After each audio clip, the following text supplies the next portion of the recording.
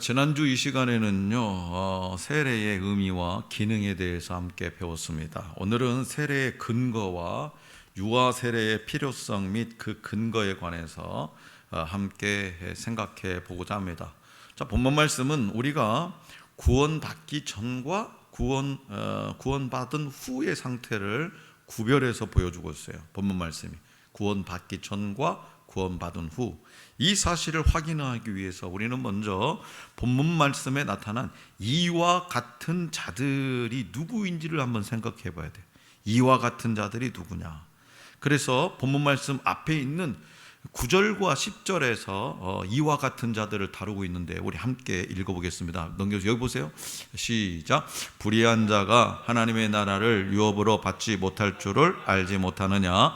미혹을 받지 말라. 음행하는 자나 우상 숭배하는 자나 간음하는 자나 탐색하는 자나 남색하는 자나 도적이나 탐욕을 부리는 자나 술 취하는 자나 모욕하는 자나 속여 빼앗는 자들은 하나님의 나라를 유업으로 받지 못하리라. 아멘. 이 말씀은 하나님의 나라를 유업으로 받지 못하는 불의한 자들이 어떤 자들인지를 우리에게 알려주고 있죠.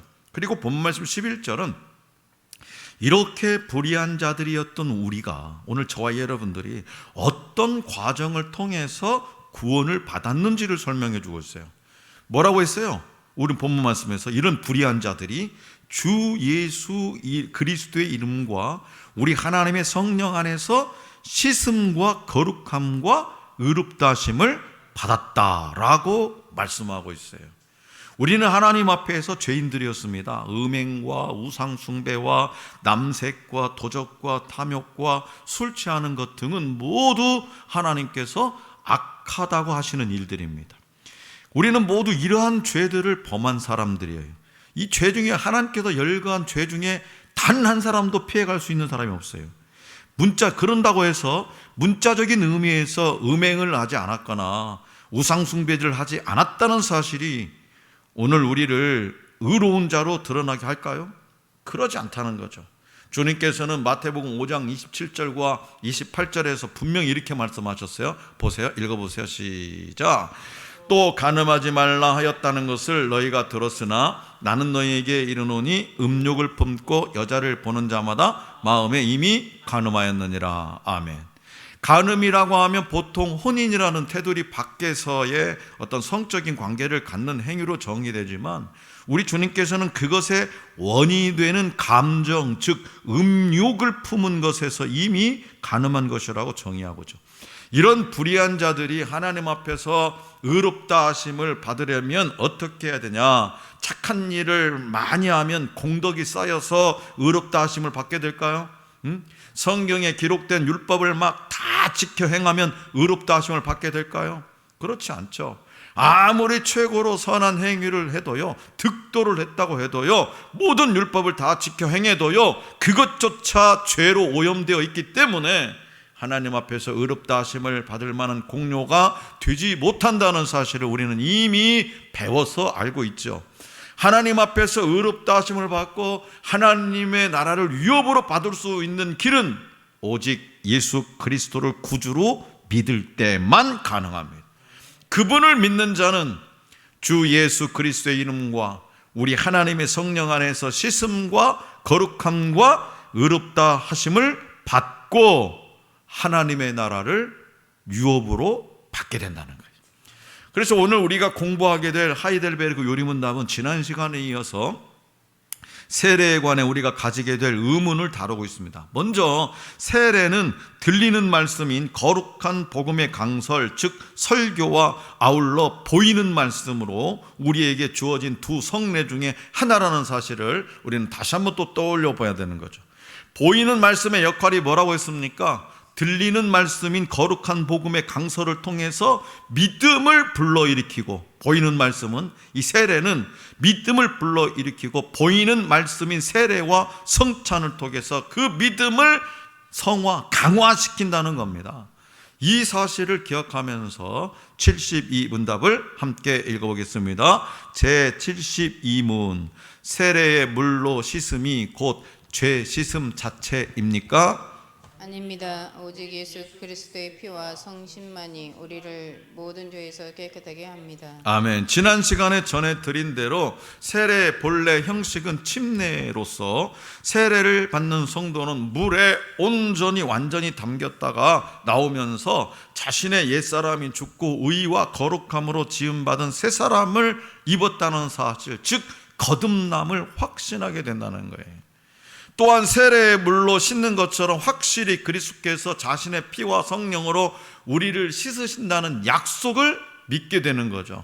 우리가 방금 읽은 72분답은 이러한 세례가 그 자체로 죄를 씻는 효력이 있는지를 묻고 있는 겁니다. 이것 또한 지난 시간에 나눈 것처럼 로마 교회와 즉 천주교와의 논쟁을 염두에 두고 있는 문답이라고 했어요. 천주교에서는 세례 자체에 죄를 씻는 능력이 있다고 믿기 때문이죠. 그래서 질문의 대답이 뭡니까? 다시 한번 읽어보세요. 질문에 대한 답 시작. 아닙니다. 오직 예수 그리스도의 피와 성령만이 우리를 모든 죄에서 깨끗하게 합니다. 세례 어떤 형식으로 물로 씻겨지는 그 형식으로 우리의 죄를 씻음받는 게 아니라 예수 그리스도의 피와 성신만이 우리를 모든 죄에서 깨끗하게 한다는 거죠. 그래서 세례 자체가 죄를 씻어주는 것은 아니라는 사실을 분명히 지금 72문답에서 말해주고 있는 겁니다. 그래서 천주교에서는요, 온 인류가 아담 안에서 원죄를 가지고 태어났기 때문에 그 원죄를 제거하려면 세례를 받아야 한다, 이렇게 가르쳐요. 그러나 만약 우리가 세례 자체에 죄를 씻는 능력이 있다고 믿는다면 어떻게 될까요? 우리는요, 예수 그리스도의 십자가 공로와 성령님의 은혜를 의지하지 않고, 그죠? 예수 그리스도의 십자가의 공로, 그 성령님의 은혜를 의지하지 않고 세례라고 하는 그 의식, 세례라는 행위를 의지하게 될 겁니다. 내가 어떻게 더러운 짓을 해도 나는 천주 교회 가서 성당에 가서 세례만 받으면 나는 완전히 깨끗해진다, 그것만 의지할 거라는 거죠. 그리고 얼마 지나지 않아서 우리의 신앙은 미신적인 신앙이 될 것이고요, 우리의 삶은 방종과 나태함에 빠지게 될 겁니다. 왜 그럼? 또 죄를 지으면 또 가서 하면 되니까, 또 씻어내면 되니까. 그래서 잘못된 교리를 근거로 한 거짓 확신에 사로잡히게 되기 때문입니다. 따라서 개혁자들은요, 이러한 일들을 저주받을 우상 숭배라고 규정했어요. 저주받을 우상 숭배라 강력하게 비판했습니다. 세례 자체에 죄를 씻는 능력이 있는 것이 아니라 오직 예수 그리스도의 피와 성령님만이 우리를 모든 죄에서 깨끗하게 합니다. 그래서 우리는 이 사실을 굳게 붙들고 확신하는 가운데에 우리에게 주어진 믿음의 길을 한 걸음 한 걸음씩 걸어가야 되는 거죠. 구속도 성화도 온전히 하나님의 은혜로만 된 것입니다. 그렇기 때문에 우리는 하나님의 백성이라는 정체성을 항상 잊지 않고 그 나라의 백성으로 살아가야 한다는 사실을 기억해야 됩니다. 자, 이어진 73문답은요 72문답에 이어 제기될 수 있는 질문들을 계속해서 다루고 있습니다. 자, 그 질문이 무엇인지 함께 제가 먼저 읽어보겠습니다. 그러면 왜 성신께서는 세례를 중생의 씻음과 죄를 씻음이라 하셨습니까? 하나님께서 그렇게 말씀하신 데에는 중요한 이유가 있습니다. 하나님께서는 몸에 더러운 것이 물로 씻겨지듯이 우리의 죄가 그리스도의 피와 성신으로 없어짐을 우리에게 가르치려 하셨습니다. 더 나아가서 우리의 죄가 영적으로 씻겨지는 것이 우리의 몸이 물로 씻겨지는 것처럼 매우 실제적임을 이러한 신적 약속과 표로서 우리에게 확신시키려 하셨습니다. 아멘. 성경의 원 저자이신 성령님께서는 성경 여러 곳에서 세례를 두고 중생의 씻음과 죄를 씻음이라고 부르셨습니다. 말씀하셨어요. 자, 먼저 에베소서 5장 26절 말씀을 다 같이 읽어주시니 시작. 이는 곧 물로 씻어 말씀으로 깨끗하게 하사 거룩하게 하시고. 그리고 디도서 3장 5절 말씀입니다. 시작. 우리를 구원하시되 우리가 행한 바 의로운 행위로 말미암지 아니하고 오직 그의 긍휼하심을 따라 중생의 씻음과 성령의 새롭게 하심으로 하셨나니. 아멘. 사도행전 22장 16절이에요. 시작. 이제는 왜 주저하느냐? 일어나 주의 이름을 불러 세례를 받고 너의 죄를 씻으라 하더라. 아멘. 왜 성령님께서는 세례가 죄를 씻는 효력이 있는 것이 아님에도 세례를 두고 중생의 씻음과 죄를 씻음이라고 하신 걸까? 그것은 바로 세례가 지난 시간에도 말씀드렸듯이 죄 씻음의 표, 증표가 된다는 거예요. 다시 말해서 예수 그리스도를 구주로 믿는 자들이 그분의 보혈과 성령으로 죄가 없어진다는 사실을 확실히 믿게 하시기 위해서 주어진 것이 뭐다? 세례라는 거예요. 표는 실체가 아니라고 그랬습니다. 표는 실체가 아니고 참고서, 실체를 바라보게 하는 시청각 교제일 뿐이라고 말했어요. 따라서 우리는 평생 한 번 세례를 받을 때나 새로 이 믿고 그리스도의 몸의 지체가 된 성도가 이 세례를 받는 장면을 보면서 이 세례를 통해서 하나님께서 가르치시려 하시는 바가 무엇인지를 우리는 봐야 된다는 거죠. 뭘 가르친다고요? 우리의 죄를 예수의 피와 성령께서 깨끗하게 씻어주셨다는 것을 확실히 믿게 된다는 거예요. 바로 몸에 더러운 것이 물로 씻겨지듯이 우리의 죄가 그리스도의 피와 성령으로 없어진다는 사실입니다. 그것이 우리 눈에 보여져야 된다는 거예요. 또한 우리는 우리의 죄가 영적으로 씻겨지는 것이 우리의 몸이 물로 씻겨지는 것처럼 매우 실제적인 일이라는 사실을 확신해야 됩니다. 어떤 점에서 실제적이냐? 더러워진 몸을 물로 씻으면 깨끗해지듯이 우리가 이미 깨끗해졌으며 또한 우리의 앞으로의 삶이 이전의 악하고 더러운 삶과는 다른 거룩한 삶으로 점차 변화되어 갈 것임을 확신해야 된다는 거죠. 그래서 이 사실을 확신하도록 돕는 것이 바로 세례인데요, 이 세례가 행해질 때 하나님께서는 우리를 확실히 구원하시고 인도하실 것을 약속해 주시고 우리를 하나님의 백성으로 인쳐 주셨다는 사실을 눈에 보이게 확인시켜 주시는 겁니다. 자, 74문답은요 73문답에서 천주교와의 논쟁을 염두에 둔 것과 마찬가지로 이 문답이 작성될 당시에 이미 성행하기 시작한 제세례파의 도전을 염두에 둔 문답입니다. 제세례파. 자, 74문답을 함께 읽어봅니다. 자, 유아들도 세례를 받아야 합니까? 그렇습니다. 그것은 유아들도 어른들과 마찬가지로 하나님의 언약과 교회에 속하였고 또한 어른들 못지않게 유아들에게도 그리스도의 피에 의한 속죄와 믿음을 일으키는 성신의 약속이기 때문입니다. 그러므로 유아들도 언약의 표인 세례를 통하여 그리스도의 교회에 연합되고 불신자의 자녀와 구별되어야 합니다. 이런 일이 구약에서는 할례를 통하여 이루어졌으나 신약에서는 그 대신 세례가 제정되었습니다. 아멘. 본 문답이 이 작성될 당시 개혁자들은요 천주교와의 논쟁에 이어서 제세례파라는 새로운 도전에 직면해야 했어요. 제세례파는 세례에 대한 천주교의 잘못된 이해를 두고, 그죠? 천주교는 뭐라 했어요? 세례를 통해서 모든 죄를 깨끗하게 씻겨진다. 근데 그것이 잘못됐다. 그것은 맞는 말이죠. 제대로 분석한 겁니다. 그런 이해를 두고 그에 대한 반대 논리로 생겨난 교파입니다. 제세례파. 그들은 천주교가 전통과 교회의 권위를 지나치게 주장한 나머지 세례를 그 자체에 죄 씻음의 효력이 있는 것으로 이해하고 세례를 통해 구원받을 수 있다고 가르치심으로써 신자 개인이 믿음으로 하나님과 관계를 맺어야 한다는 사실을 간과하고 있다는 사실에 크게 반발했어요. 그러니까 개인적으로 하나님의 우리가 그리스도의 접붙임을 받아야 된다 이랬잖아요. 그건 상관없다라는 거예요. 그거에 크게 반발해서 제세례파가 지금 나타난 거죠. 따라서 그들은 그에 대한 반대 논리로 아직 스스로 자기 신앙을 고백하지 못하는 유아들에게 세례를 베푸는 것에 반대했고요, 어린 시절 유아 세례를 받았던 이들 중에 자기 신앙을 고백하는 성인들에게 유아 세례가 무효라고 주장하고 다시 세례를 베풀었다는 거예요. 천주교 의견은 그건 천주교 세례에 대해서는 제대로 우리 개혁 종교 지도자들과 같은 시각으로 봤는데, 그 다음에 문제는 뭐냐? 이 유아 세례에 대한 반대했다라는 거죠. 왜? 아니, 어린애가 자기 스스로 이게 믿음이 있는 건데 자기 신앙을 고백도 못하는데 그거 유아 세례 베푸는 뭐하냐? 아무 의미 없다. 그가 커서 다시 세례를 받아야 된다. 그렇게 주장한 거예요.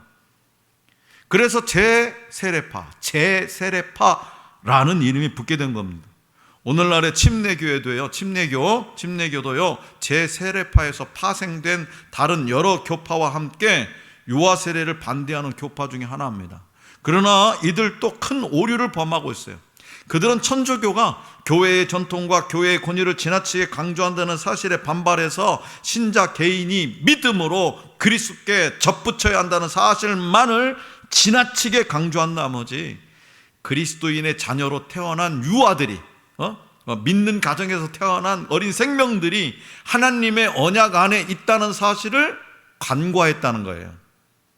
어떤 언약이냐? 어떤 하나님의 언약이 뭐냐? 하나님께서는요, 그분의 백성들의 자녀와 후손들도 그 은혜 안에 두시겠다고 말씀하셨어요. 그 근거가 뭐냐? 창세기 17장 7절이에요.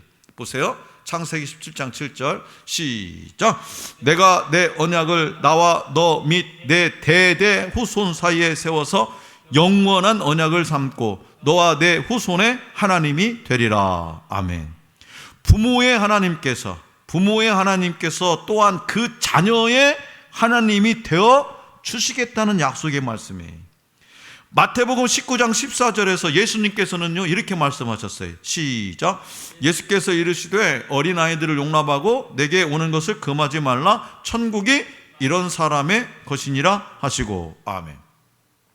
하나님께서는 신자의 자녀들도 그분의 언약 안에 있음을 분명히 말씀하셨어요. 따라서 그들에게도 그리스도의 피에 의한 속죄와 믿음을 일으키시는 성령님을 약속하신 겁니다. 이러한 약속이 있기 때문에 우리는 아직 스스로 신앙을 고백하지 못하는 어린 유아들도 하나님의 언약 안에 있는 것으로 믿고 그들에게 세례를 베풀어야 되는 거죠. 자, 그렇다면 유아 세례를 받은 유아들은 자동으로 구원받게 될까요? 자동으로? 그건 아니죠. 앞서 말씀드린 것처럼 세례는 그 자체로 죄를 씻는 효력이 없다고 그랬어요. 그래서 그리스도께서 우리의 죄를 씻으신다는 표로 주어진 겁니다. 그럼에도 불구하고 스스로 신앙을 고백하지 못하는 유아들에게 세례를 베풀어야 되는 이유가 뭐냐? 첫째는 앞서 말씀드린 대로 그들이 하나님의 언약 백성이기 때문에, 믿는 가정에서 태어난 그 아이 자녀들이 하나님의 언약 백성이기 때문에, 두 번째는 이 언약의 표인 세례를 통해서 그들이 그리스도의 교회 안에 속해 있어야 되고 이로써 불신자의 자녀와 구별되어야 하기 때문에 그렇습니다. 불신자들의 자녀, 유아 세례, 그리고 믿음의 자녀들은 교회 안에서 살아야 되는 거예요. 교회 공동체 안에서. 이게 하나님의 약속이에요. 불신자의 자녀와 구별되어야 돼요. 따라서 유아 세례는 구약의 할례와 연속성이 있음을 우리는 인정해야 되는 거예요. 구약 시대에는요, 모세도 그렇고 다 그랬잖아요. 4대 아이가 태어나면 8일 만에 할례를 행해서 그가 하나님의 언약 안에 있는 하나님의 백성임을 확인했습니다. 신약 시대에는요, 세례를 통해서 신자의 자녀가 하나님의 언약 백성임을 확인하는 거죠. 제세례파와 침례교는 이러한 사실을 간과하고 있다는 거죠. 하나님의 말씀, 약속의 말씀을 지금 생각하지도 않다는 거죠. 이처럼 유아 세례는 신자의 자녀들도 부모와 마찬가지로 하나님의 언약 백성임을 확인하고 인치는 예식으로 제정되었음을 기억하시고, 자녀를 낳는 분들은 반드시 유아 세례를 받도록 하셔서 그 자녀가 하나님의 백성임을 확신하시고 마음껏 축복하고 그 자녀를 위해서 기도하시기 바랍니다. 이 유아 세례는요, 또한 스스로 신앙을 고백하지 못한 어린 자녀를 말씀과 신앙으로 잘 양육하겠다는 부모의 결단이고 약속이에요. 내가 내 자녀를, 내 자식을 하나님의 말씀대로 잘 양육하겠습니다의 약속이고 결단이라는 거예요. 그 유아 세례를 통해서 어린 자녀는 교회에 소속됩니다. 교회 촉보에 들어가요, 안 들어가요? 교적에 들어가요, 교적에 들어가요, 안 들어가요? 들어가요. 유아 세례, 하늘 소망교 유아 세례자, 이 명단에 들어가요. 그리고 언약을 통해서 그리스도께 접붙여졌습니다. 그러나 아이가 이제 점점 성장하여서 자기 스스로가 판단할 수 있는 그런 지각이 있게 되고 난 후에는 믿음으로 그리스도 안에 머물러 있어야 되는 거죠. 왜 그렇습니까? 유아일 때는요, 복음에 대해서 알지 못하고 믿지 못하기 때문입니다. 따라서 부모는 자기 자녀가 스스로 자기 믿음을 고백할 수 있을 때까지 그 자녀를 주의 교훈과 훈계로 잘 양육해야 돼. 우리가 자녀에게 물려줄 수 있는 가장 좋은 것이 무엇겠습니까? 물론 돈을 많이 벌어서 막 유산으로 남겨줄 수 있다면 우리의 자녀들이 윤택한 삶을 살 수 있겠지만은 그것보다 더 중요한 것이 뭐냐? 바로 신앙이라는. 따라서 우리는 자녀가 어릴 때부터 부지런히 말씀을 가르쳐야 돼요. 목사님 자녀, 장로님 자녀, 권사님 자녀 다 유아 세례를 다 받았는데 지금은 신앙생활 제대로 못하는 사람도 많아요. 신앙생활 아예 안 하는 사람도 있어요. 왜 그럴까요? 말씀과 주의 교훈과 훈계로 잘 양육해야 되는데 그게 안 됐다는 거예요. 동네에서 유명한 장로님은 뭐합니까? 막 집회에서 그냥 불이 임하게 하는 목사하면 뭐합니까? 날밤 새면서 막 교회에서 기도로 그냥 죽을 똥 말똥 하면서 그렇게 기도하는 권사님이 뭐 하십니까? 부모가 자녀들이 유아 세례를 받았음에도 불구하고 아직 신앙생활 안 한다고 하면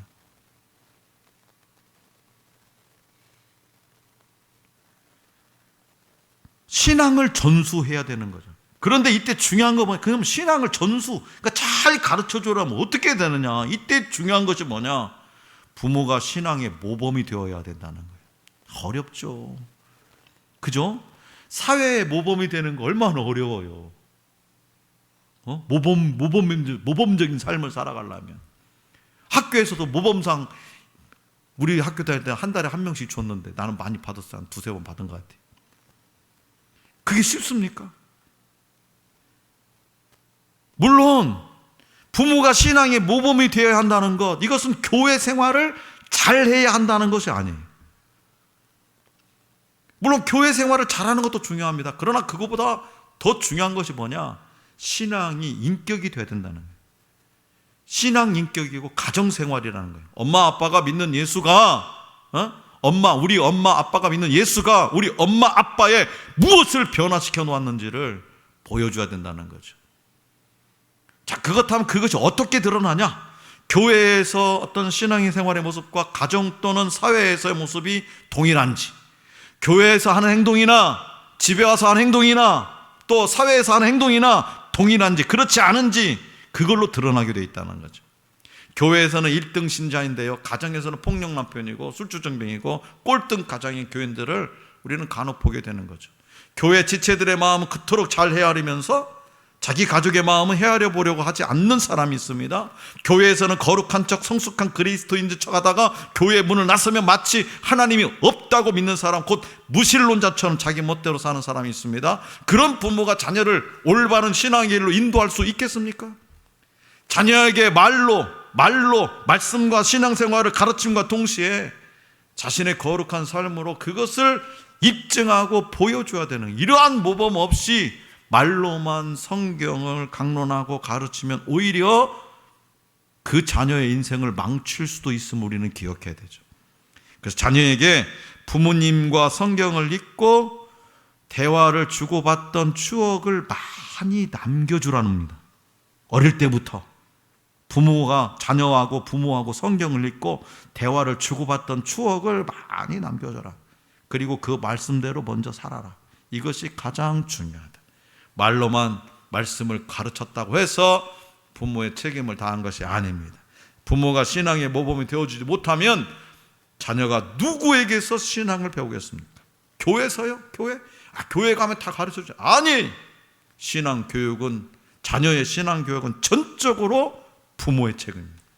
일주일에 1시간씩 주일학교 중고등부 예배를 드리면서 아이들이 신앙으로 잘할 것이라고 생각하지 마십시오. 그렇다면 한국교회는요, 지금 청년들이 떠나지 않았을 거예요. 주일학교, 우리 한국교회만처럼 주일학교를 잘하는 게 세계적으로 어디 있습니까? 우리 한교교만큼. 신앙교육을 교회에만 떠맡기지 말라는 거예요. 교회는 그것을, 신앙교육을, 부모의 신앙교육을 거들어줄 뿐이에요. 부모가 할 일을 교회에 떠넘기지 말라. 우리의 자녀가 하나님의 언약 백성임을 명심하고 성경의 교훈대로, 주의 교훈과 훈계로 잘 양육하시기 바랍니다. 자, 사랑하는 성도 여러분, 오늘은요 세례 의미에 관해서, 특별히 유아 세례의 근거에 관해서 함께 생각해 보았습니다. 우리는 오직 그리스도의 피와 성령으로 깨끗함을 받았어요. 그리고 우리의 자녀는 하나님의 언약의 선물로 오늘 저와 여러분들에게 주어졌습니다. 따라서 그들을 믿음으로 잘 양육하는 것을 우리 인생 최고의 목표로 삼아야 돼요. 오늘 저와 여러분들이 솔직히 말해서 우리 지금 자녀들에게 뭐 세상 부자들처럼 돈을 몽땅 물려줄 수 있겠습니까? 아니면은 아빠 찬스, 엄마 찬스를 안겨줄 수 있습니까? 없잖아요. 세상적인 기준으로 볼 때는. 그러나 우리에게는 공평하신 하나님, 오늘 저와 여러분에게는 우리 자녀들에게 제대로 물려줄 수 있는 것이 있다는 거예요. 이 세상 그 무엇보다도, 세상적인 보다 가장 가치 있고 가장 강력한 것을 물려줄 수 있다는 거예요. 그래서 우리에게 선물로 주신 언약의 자녀들을 말씀으로 잘 양육해서 그들의 인생을 통해서 하나님께 영광을 돌리도록 하고, 그들이 하나님과 동행해서 형통함으로 그것이 또한 우리의 면류관이고 자랑이 되기를 결단하고, 우리가 먼저 하나님의 말씀에 순종하는 거룩한 삶으로 신앙의 모범이 되는 저와 여러분이 될 수 있기를 간절히 기원합니다.